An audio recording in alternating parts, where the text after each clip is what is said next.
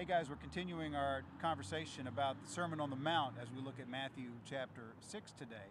And some of the same themes are moving through into this chapter. Jesus is dealing with those who are really hypocritical in their faith, talking about people who do charitable deeds, or people who pray in the temple, or people who are fasting, and how they really oftentimes do it just so they can get props from other people. And that's not what it's about. He says, if you're going to give, and don't worry about who knows about that. And, if you're such a super prayer guy, go home and pray.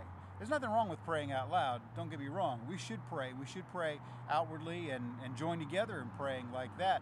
Of course, Jesus gives his model prayer here to show us the right way to pray. And it shouldn't be just about saying the same things over and over and over again. Let me encourage you in that when you pray, don't use Jesus' name or God's name as a placeholder.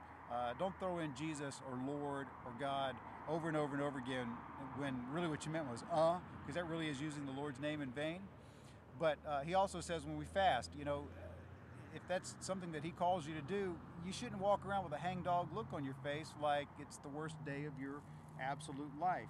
And as he's talking about this, it really is talking about the fact that we're trying to feed our egos. And then he turns from there and starts to talk about the fact that we do worry so much about things in this life, and we worry about our flesh.